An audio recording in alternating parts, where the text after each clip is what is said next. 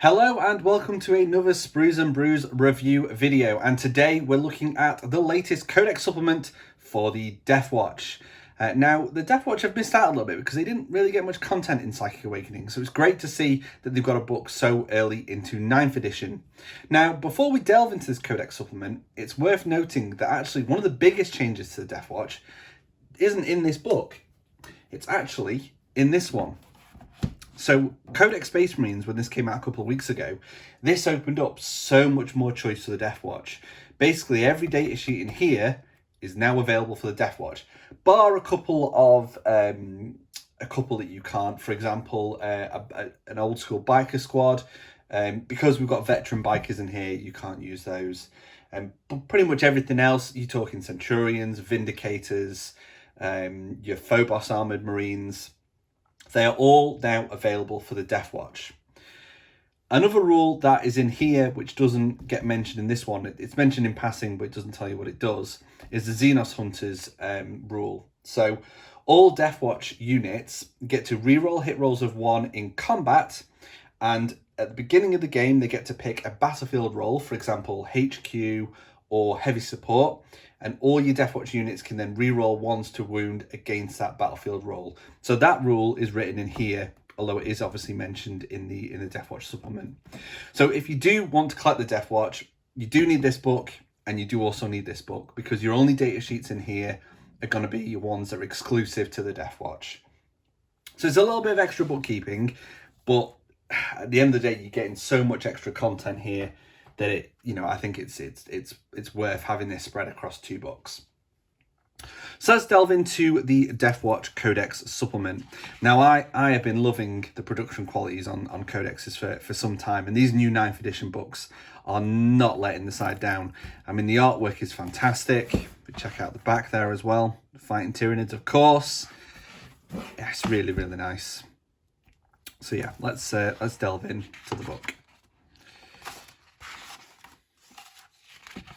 Okay, so we always start off in these codexes with lots of lore. If you want to know what the Deathwatch are about, this is where you're going to read all that. So it tells you, how much they hate alien races. So they are not about the Tyranids or the Eldari or the Tau. They want to eliminate all aliens in the universe.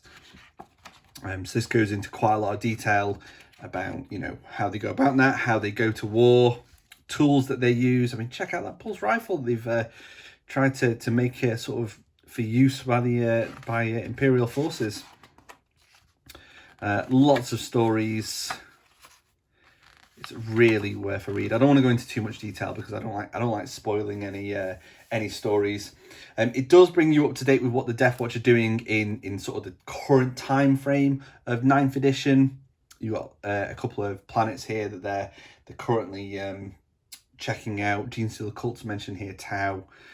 Maybe we'll see a supplement for this particular war zone in the future, like the Prior Nexus. You just don't know. Maybe. We then go into a little bit of detail on 2 exclusive units available for the Deathwatch, and these are classic units. You've got the Kill Team Cassius, which is led by Chaplain Cassius, and you've got some kind of like some unique pre-made models that come in the Kill Team Cassius box, which is still available from Games Workshop. You've also got Watch Captain Artemis. He's a classic character for the Deathwatch. I was hoping he would get suited up in Primaris armor, but no, he's still currently in the normal sort of Firstborn armor, but he's still badass. This obviously tells you all about his history. Yeah. So moving on, we go on to a bit of a miniature showcase, showing off some of the Deathwatch units in all their painted glory. It also goes on to explain about how their shoulder pads work, because of course they have like a Deathwatch shoulder pad on one side and their chapter insignia on the other, because the Deathwatch are drawn from different chapters to fight Xenos specifically. Also actually tells you about where to paint your squad markings as well, which is really cool. You've got some more painted miniatures there, also explaining some of the different types of armor, such as Gravis armor and Phobos armor, just in case you are brand new to Marines and Deathwatch. You've got some of the vehicles there as well. some gorgeous artwork and sort of miniature showcases in these books. It's a Deathwatch fighting the Genestealer cults, which is really cool. So we move on to the rules, which is the main draw of the book, of course. You've got all the unique Deathwatch content here, everything you'll need to fight with a Deathwatch army. It's all colour-coded, each of these segments, and you can also see as well on the edge of the pages the section that you're in, so it's dead easy to find what you're looking for, say if you want to delve straight into your stratagems. You've got a page there on an example Combat Patrol army, which is the smallest games of Warhammer 40k you can have, and the contents of this picture actually are part of a new Combat Patrol box, which is being released alongside this this Codex supplement. So if you're brand new to the Deathwatch, it's a great way of starting out and yeah, starting to paint your Deathwatch army.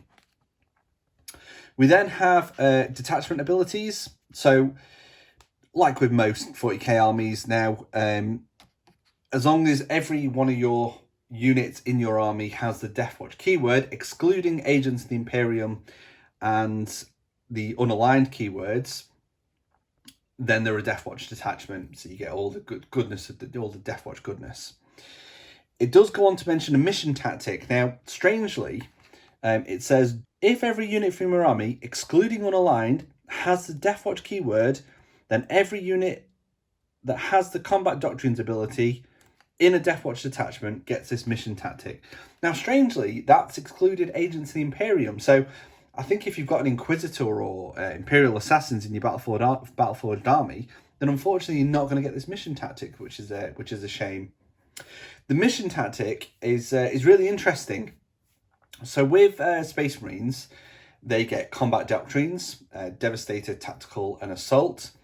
At the moment, for a normal Space Marine army, you're locked in to when those doctrines become active. So turn 1, you're in Devastator Doctrine. Turn 2, you switch to Tactical. Turn 3, you can stay in Tactical if you like, or you can switch to Assault.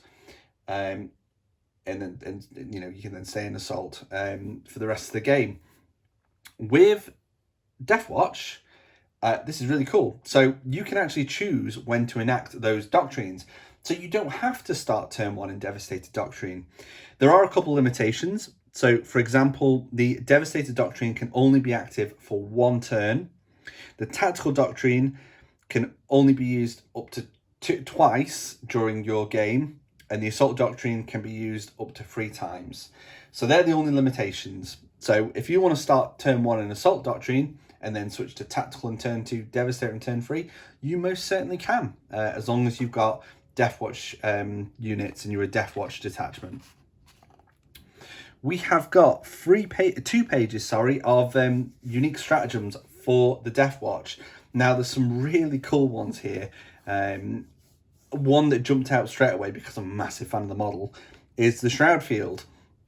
So you can use this at the start of the game. So even if you go in second, you do use this before the game begins. For 2 CP, your Corvus Blackstar cannot be shot at unless it's the closest model. So it almost guarantees your Corvus is going to survive until turn 2. If you go first and you throw your Corvus up the battlefield and it is the closest model to your enemy, then yes, it can be shot at. But there are ways to mitigate this. You could maybe use a unit of Outriders or something else that's, you know, quite quick and almost sort of kind of shield the Corvus a little bit so it's not the closest model. It kind of helps you get whatever you've got in your Corvus, if you are using it for its transport purposes, to get them where they need to be to get out in turn 3, or, you know, if it's lucky, survive until turn 3. I think that's really cool. If you obviously got the second turn, it's probably going to be in your deployment zone and hopefully not the closest model, so it's guaranteed to survive, which is excellent. We've got a few stratagems that are returning from the previous codex. For example, Synaptic Severance. You can target a Tyranid Synapse unit, unmodified hit roll of 6 automatically wounds a target. We've also got other specific alien stratagems. For example, For example, the targeting scramblers. For 1 CP, you can use this stratagem in your opponent's shooting phase after a Tau Empire unit has resolved its shooting attacks against a Deathwatch unit from your army. Remove all Markerlight counters. That is so good. So if your Tau opponent's stacked up 3 or 4 Markerlights on one of your kill teams, you can just pop that stratagem once they finish shooting at them and go, right, nope, no more Markerlights for you, thus stopping them from getting all the +1 to hit and re-rolling ones and such a nonsense. You've got some general stratagems in here where you can unlock extra relics, and you can give a warlord trait to another character as well as your warlord, which is really cool. And one that is very interesting is the special issue loadout. So we'll go into special issue ammunition later on in the book, but needless to say, it's not quite as good as it used to be. What this stratagem does for 2 CP is it allows you to pick a Deathwatch unit that doesn't have access to special issue ammunition, and it allows them to use it for that shooting phase. Now, the caveat for that is it turns the weapon types to heavy 1. So, for example, if you use it on a unit of aggressors where you would normally get sort of 4 shots with the gauntlet, that would actually change to a heavy 1.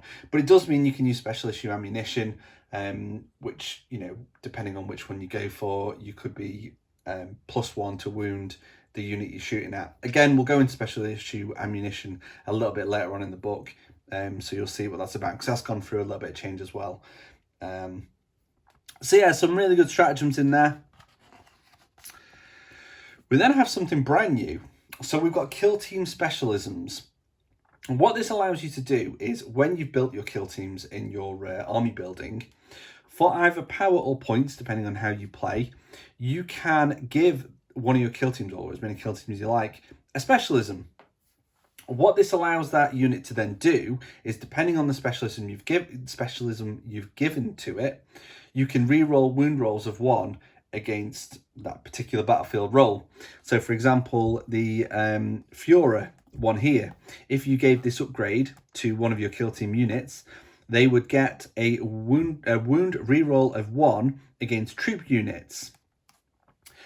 Going back to the Xenos Hunters rule from Codex Space Marine, which affects your Deathwatch army, if you've chosen the same battlefield role, so for Xenos Hunters, if you've chosen troops and you've got a kill team with this upgrade, then they'll actually get to re-roll all wound rolls against troops, which is awesome, which is so good. This also allows you to kind of convert up and really specialize your kill teams. So you could really go to town making a kill team that's specifically for killing tanks, for example. So even if your Xenos Hunters rule is for troops or HQ, you've still got a unit that's getting re-rolls of wound rolls of 1 against heavy support, for example, which is really cool. We then have a selection of warlord traits. So there's 6 here that you can choose from. Some really good choices. I really like the Paragon of the Chapter. What this basically allows you to do is pick a different chapter's warlord trait.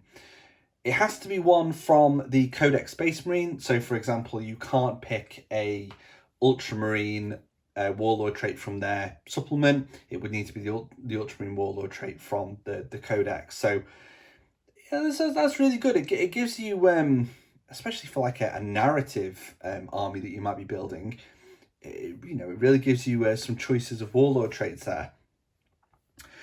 You've also got Castellan of the Black Vault, which actually allows you to equip 2 relics. The only caveat being is that the second relic that you attach has to be one of a small list. So the Adamantium Mantle, Artificer Armor, Mastercrafted Weapon, or a Digital Weapon, which we'll see in a moment in the relic section. But that's still really good. You can really kit out your warlord or character to be really beefy, which is ace. And the only other one I'll point out at the moment is the Optimized Priority, which is an Aura warlord trait. Obviously, in 9th edition, primary and secondary objectives are key for winning the game. What this warlord trait does is it gives you a 6-inch aura, so any units within that aura can still perform actions without giving up shooting. so you can still shoot and perform the action. Normally, of course, if you were to perform an action, that would be it. You couldn't shoot. They were too busy, doing whatever, investigating sites or whatever they were doing.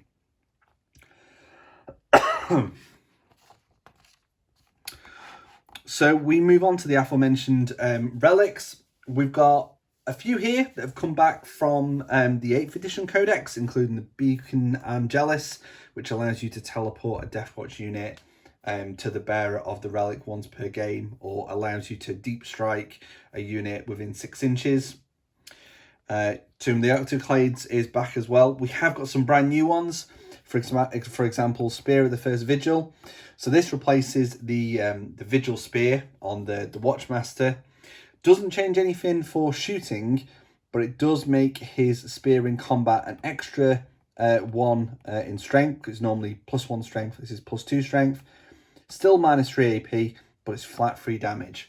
I love flat damage. I'm not a big fan of random damage because I constantly roll 1s. So if I can get some kind of upgrade that gives me flat damage, then that's much better for me. So yeah, we've got some of what we've got. This crazy one here, the Vorken pattern auspisticator. Sorry, my pronunciation's not very good there. But what it does is the bearer has an aura of 6 inches, and each time a model in that unit makes a ranged attack against a unit that can fly, add 1 to the unit's hit roll, which is really good considering how many units have the fly keyword, especially if you're fighting Tau or Eldar or something like that. So that's really, really cool. We've got a exclusive discipline, psychic discipline for the Deathwatch. So 6 psychic abilities here. Some really good choices. I think the psychic discipline in the Space Marine Codex is good. So, it's I'm going to be very torn on what I take in future armies. But we've got a couple here that's worth mentioning. We've got a blessing, the Fortified with Contempt. Basically gives a unit within 18 inches a 5+ shrug, which is ace against wounds lost, which is always handy. You always like a shrug. It could be the difference in saving your unit. You've also got Premorphic Resonance. So this actually has 3 benefits. The unit that you've cast it on, it has a warp charge of 6. Any Overwatch attacks made by that unit score hits on a 5+, which is cool. If that unit starts the fight phase within engagement range of enemy models, they can fight first. Again, very cool, especially if they're already in combat. And each time a melee attack is made by a model in that unit, you add 1 to the attack's hit roll, which is the best buff out of the 3, I think. So especially if you've got a real combat unit, maybe assault intercessors or something like that, then you can use that on them and make them +1 to hit. And also what you could do if you are fighting an alien race, so say you're fighting the Tyranids, for 1 CP until the end of that phase, you can give them +1 attack. So that's a great combo right there. I've already mentioned about actions and secondary objectives. The Deathwatch have got 4 unique secondary objectives you can choose from. So when you're playing your mission, you can choose one of these 4. You've got Suffer Not the Alien, which is just real basic. At the end of the game, you count up how many alien units you've killed, and you score 1 victory point for each of those units. So that's really good if you're fighting any Tyranids or Eldar. So it's a very straightforward, simple secondary objective. Another interesting one is Cripple Stronghold. So this is an action-based one from the Shadow Operations secondary objectives, where basically your opponent picks an objective marker, which has to be in their deployment zone if they have one in their deployment zone. And the idea is you need to capture that objective and perform an action on it while there's no enemy units within range of that objective. That will nab you 6 victory points in the following turn if you manage to keep that unit performing the action on that objective. So it's a difficult one to get, but 6 victory points is nothing to be sniffed at. And with the amount of options the Deathwatch have to deep strike and come onto the board in different ways, you could find yourself in the enemy deployment zone quite easily, fighting over their objective. And the switch side to that as well is if you choose this objective, then your opponent's going to be thinking, I really need to protect that objective. It might hold them back and keep more units protecting their objective than they really wanted to. So it'll make your opponent think. So they're really cool. We then move on to Crusade rules. Now, myself, Matt and Jay, we do a weekly podcast, and we've made no secret that we absolutely love playing Crusade. So I was really keen to see what was in this book, and it hasn't disappointed. You've got unique agendas, my favourite being the secure xenotech. So basically your opponent puts a separate objective down anywhere on the battlefield as long as it's outside of a deployment zone. That is a piece of xenotech.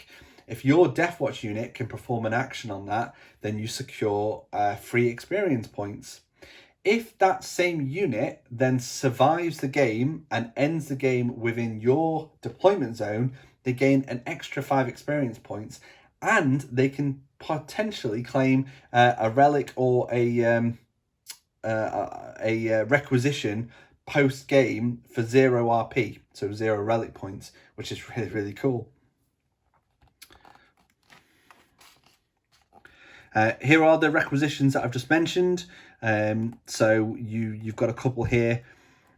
For example, you've got the kill team specialism. So we mentioned about kill team specialisms earlier on in the book, where you can make a particular unit, have a specified target, for example, heavy support, and you get rerolls of 1 against it. For 1 RP, you can permanently upgrade one of your kill teams in Crusade to have that specialism, so you don't have to keep you're not having to spend points on it. You do obviously have to adjust your power rating as per normal. You've got some brand new battle traits that you can add to your units. You've got unique ones for Watchmasters, Captains, Chaplains, Librarians, and Deathwatch units, but nothing for vehicles, unfortunately. So some really good choices there. You can also, you've got a special battle honour that you can give to your Captains and your Watchmasters. Again, this is all about the kill team specialisms. So you can actually give one of your characters one of those specialisms. But as a bonus to that, not only are they re-rolling their wound rolls against whatever battlefield role you've picked, they get to choose one of your core units at the end of the battle. If that core unit has happened to have destroyed the battlefield role that they've got the specialism in, then you gain extra experience for that unit. So that's really cool, and a really good way of building up experience fast on some of your units. You then also have battle scars. So if a unit or a character does sadly fall in battle, you have got some unique battle scars you can roll on. My favourite being the Xenophobic Fury. You add 1 to the attacks characteristics of models in this unit, which is really good, but the unit cannot perform actions and they no longer have objectives secured, basically. So they're just furious. They just want to take out some aliens. They don't want to be performing actions. They just want to be killing and gaining revenge. You can also, as a battle honour for your units, you can give them special issue equipment. So once they've gained enough experience, you could potentially give them melter bombs, shot grenades. You can even give them the ability to teleport strike, which is really cool. If that unit has access to special issue ammunition, so say it's a veteran kill team, your firstborn Marines, you can give them new types of special ammunition, which is really cool. Including Metal Storm frag shells. Each time an attack is made with a weapon firing this special issue ammunition, that attack has a type characteristic of Assault D3 and the blast ability. So that's really cool against hordes. You got 3 different unique relics, one for each sort of rank of relic. The legendary one, making units within 6 inches of the bearer, as long as they're either core or character, basically can't be targeted if the enemy unit is more than 30 inches away. If they are within 30 inches, then instead they're -1 to hit. So it really makes your army quite resilient as they're sort of grouped around your bearer of this relic, the Watcher's Veil.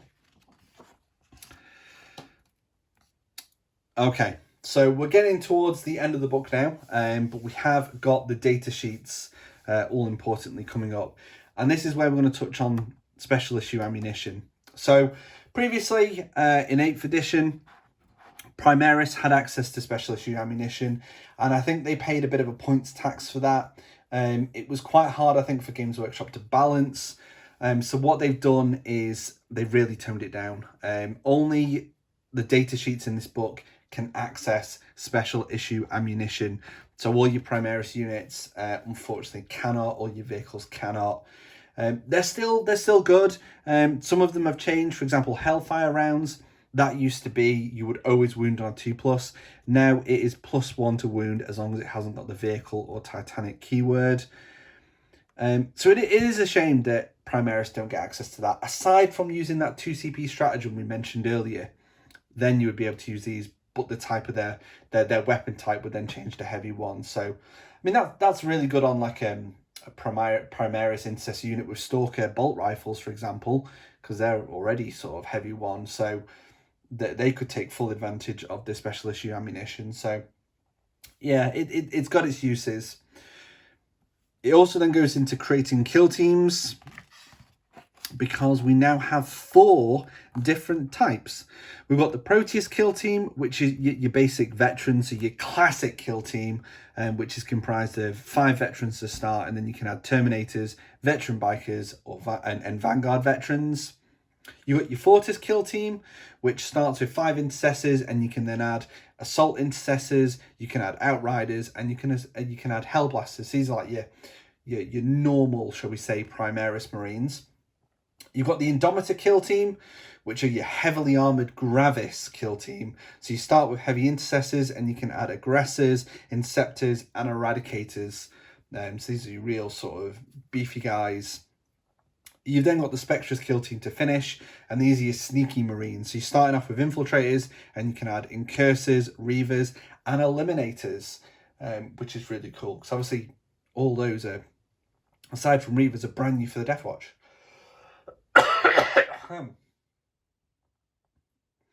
Each of the kill teams come with their own war gear options and abilities and keywords. And very interestingly, something that other Marine armies might be a bit jealous of is you can actually do some sneaky stuff with this. So take, for example, the Fortis kill team. You have your basic 5 intercessors. You can then add 5 outriders, combat squad them at the beginning of the game, and you've got a unit of 5 outriders, which is something that other Marine armies cannot do. They can only have units of 3. Same goes with eliminators in the Spectres kill team. You could start with 5 infiltrators, add 5 eliminators, combat squad them, and you've got a unit of 5 eliminators. And what's more, all kill teams have the objective secured rule, even if you combat squad. So your unit of 5 outriders, your unit of 5 eliminators, they've also got objective secured, which is awesome, which is so good. I'll definitely be taking advantage of that. And we're on to our exclusive data sheets for the Deathwatch. You've got your staples, you've got your Watchmaster, and your Watch Captain Artemis. Not too many changes here. The Watchmaster has had a little bit of a nerf in line with the Chapter Master rules.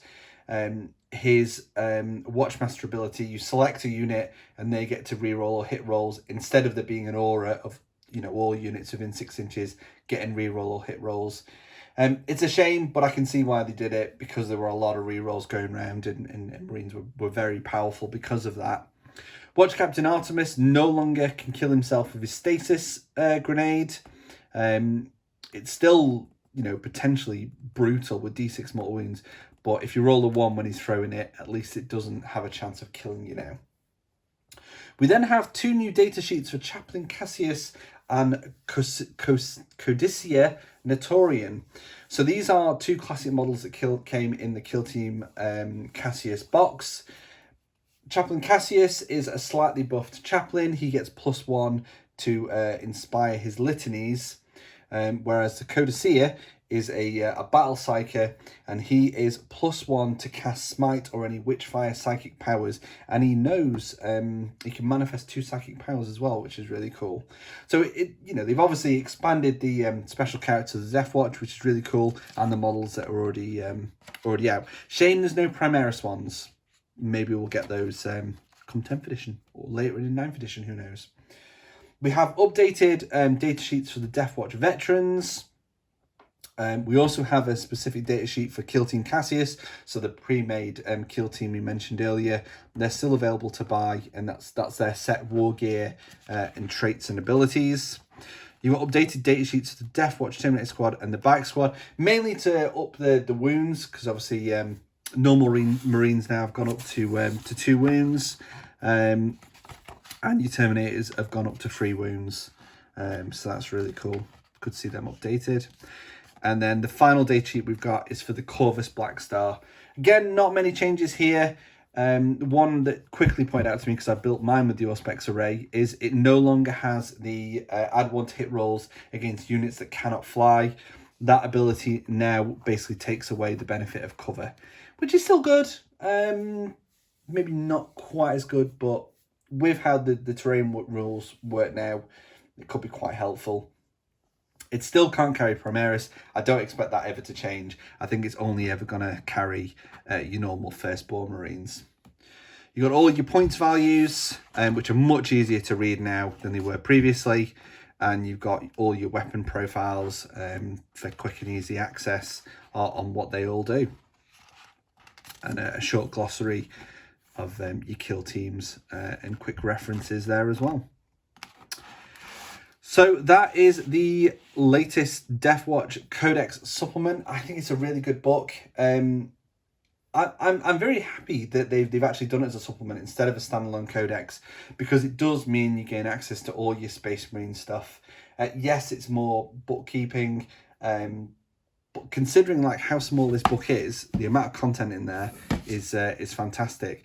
And I'm loving the fact that they're really pushing Crusade as well, because it really is a fun way to play, and I've really enjoyed my games of Crusade.